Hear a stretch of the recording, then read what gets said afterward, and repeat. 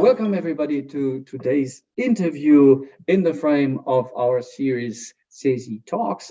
CESI Talks is a project we're running also to sensitize, let's say, our members, but also workers and citizens about the upcoming European elections. We're trying to also depict a neutral picture of the European Union, and we're having sets of interviews with different stakeholders at European and at national level. And today, a huge pleasure to have Reintke with me, member of European Parliament and the co-president of the group of the Greens, European Free Alliance, and how could I say, a strong advocate not only of a green, but also of a social Europe. Terry, welcome. Happy to be here. Terry, the elections I mentioned, upcoming 2024, European Parliament has, I think, in December and January seen better times. How's the mood in your group? What are the hopes? What are the fears? Well, we are now already planning what's there to come in just over a year when we have European election. And I think obviously we have a lot of optimism and a positive anticipation. And we still want to get the last files that are important for us over the line so that we make this a successful legislature. But then obviously we also want to set the topics for the election campaign and then for the European elections. And for us, questions related to climate justice, questions related to social justice, to democracy will be absolutely crucial in these European elections. And if I can say so, one of the things that I think raises a lot of concern in our group regarding the election is that we see in certain member states, but also on the European level, a closer moving together of the center right with the far right. We have a number of governments now, and we want to make absolutely sure that we are going to have pro-European majorities in the next European Parliament that will not only be crucial for the European project as a whole, but also to move forward into a progressive, into a positive direction with this European project.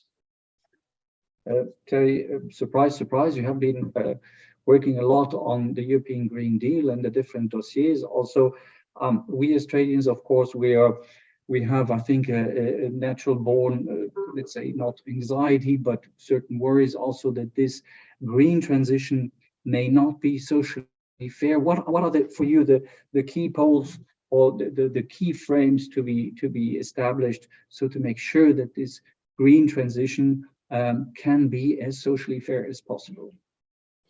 Well, I think it must be socially fair. And this is also what the European Parliament has again and again pushed for, that we do not have measures that are implemented when there is no countering, for example, in support for maybe poorer citizens. But I want to maybe say one thing that I believe is important to understand what we are doing right now. And because very often there is a sort of impression that the situation right now, the status quo, is socially fair, and now with the green transition, things are becoming complicated. Whereas, as I see it, the status quo that we have at the moment is not socially fair, because we see a situation where especially poorer people in our societies are living in areas where there is a lot of pollution. We see that they are suffering from high energy prices because they are not living in well-insulated housing. We see that, for example, public transport is not expanded to the extent that it should be to create affordable mobility. So all of these fields we have to look into to create, on the one hand, obviously better climate protection, but also to make life more affordable for our citizens. And when you look at a project like now, a better insulation of housing, yes, this is very important to save emissions, but it's also important to save people money in their pockets. So I believe that there can be a win-win situation, but you are absolutely right. For that, we need to have social safeguards. And I'm obviously talking about support for people who are affected by the transformation, qualification for workers that are working in the respective sectors. But also we need to have a better protection net, better social protection in Europe as a whole. And this is something that I think we need to work on massively, because we are absolutely not there yet. If we speak of the European Green Deal, and now comes your favorite question, I think, what is the issue with member states? I mean, are member states willing to follow, let's say, guidelines from Europe? And of course, this is a highly interesting and entertaining saga Germany's position on the 2035 petrol diesel engine ban. What is your opinion here? Well, maybe I start with the first part, reflecting a little bit on what role the member states will have to play. Because indeed, when we look at where political decisions are taken right now, a lot of the climate measures are taken on a European level. When we look at the ETS, when we look at CBAM, also a lot of other measures in the Green Deal, whereas a large part of social protection measures are still decided upon on the member state level. So basically, in order to counter and to create a socially just green transition, these two levels have to work together very closely. And this is something that we are obviously working on in the 6 governments where Greens are in power, that we say if something like this is coming from the European level, we are going to make sure we will try to do our best to have social safeguards from the European level, but you also need to do your homework on the member state level so that we actually don't have a broadening of the disparity in our societies.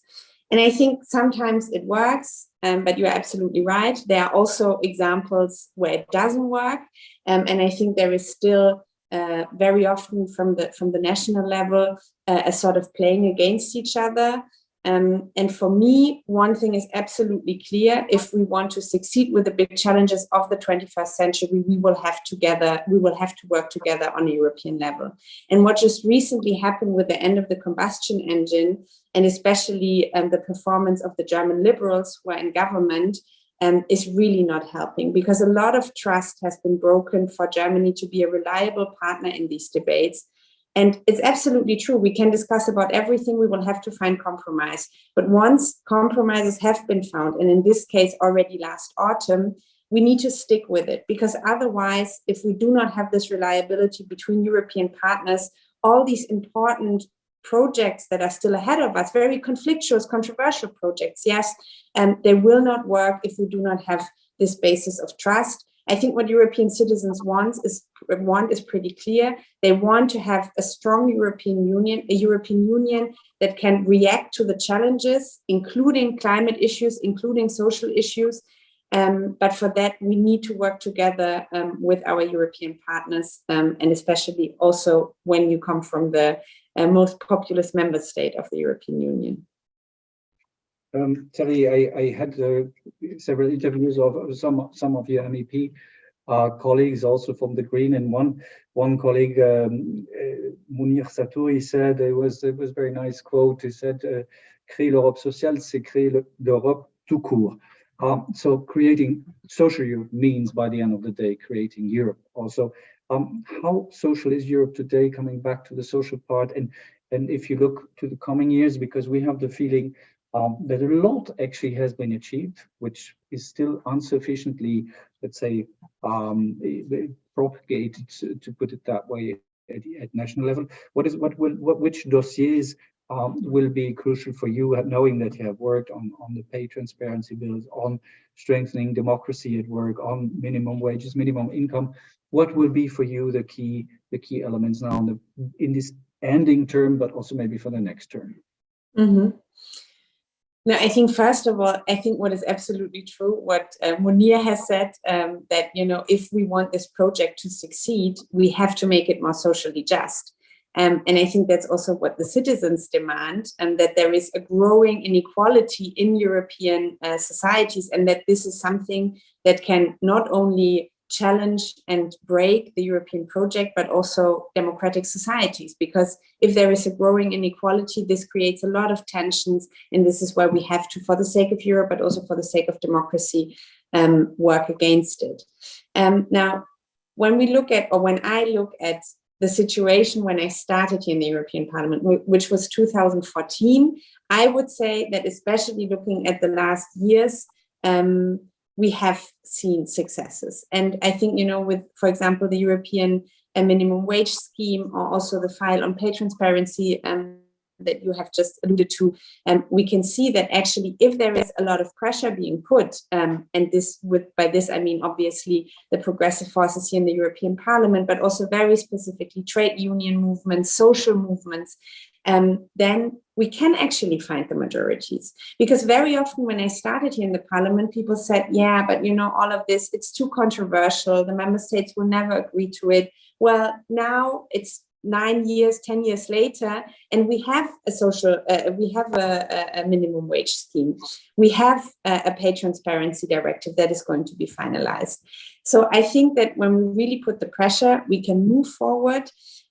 What I would still like to see is not only to have this on social social standards, minimum standards when it comes to things like, for example, minimum wage or minimum income, to also have a stronger workers' protection. I think this is going to be crucial when now we are, for example, discussing about the platform workers, when we talk about democracy at work, how workers can have a say in the decisions that are being taken that affects them.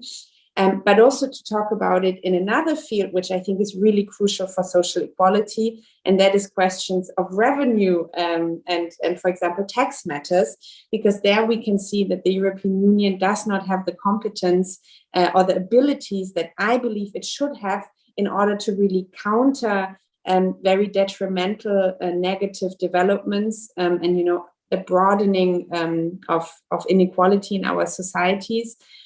So yes, there is still a long way to go, but I would also say we have had very successful campaigns, and I think very big steps have already been taken into that direction. A final question. You have been also rapporteur of, for instance, on the Commission's 2021 Rule of Law report. I know that the issue of rule of law is close to your heart. When we speak of the European Union, that is the objective here of this series also of interviews, is also to highlight strengths, but also weaknesses. And for me, myself, I'm quite often not 100% sure if we should create or continue to build a European Union of realities, or real political European Union, or whether we should be absolutely fundamental on the respect of certain principles. I know that you are unconditional on that, so I would like to hear your opinion. I am quite unconditional too, because I believe that the functioning of the European Union, of the single market, of what you would probably refer to as realpolitik, is completely dependent on the fact that we have functioning democracies, and that also means respecting rule of law and fundamental rights in the European Union. And I just want to give you one example, maybe from a more economic point of view.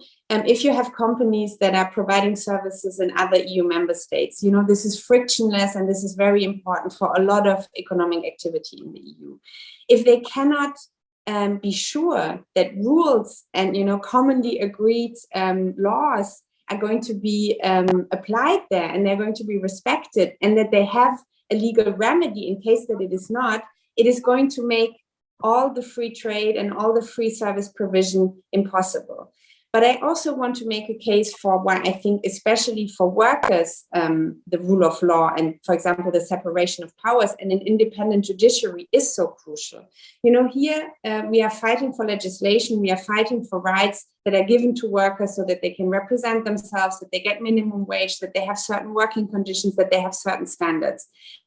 If you have a situation where the government is basically politicizing the judiciary, all of these laws can then be applied and interpreted in a way that cannot safeguard that workers will actually be put into a better position. So for me, it is absolutely crucial also to defend workers' rights, that we have rule of law intact. And this is why, as you know, I have been very insistent on the European Union taking a strong stance there, and where rule of law and fundamental rights are under attack, for the Commission to intervene, to start infringement procedures, to start Article 7 procedures, because at the end of the day, I think to protect social justice, to protect workers' rights, to protect our democratic societies, it is absolutely crucial to really stay very insistent on this. I knew it, that your ruthlessness and your enthusiasm and commitment in this question would convince me, and it did. Terry, thank you very much. All the best to you, and thanks for the time you took. My pleasure. Thank you. Tschüss, ja.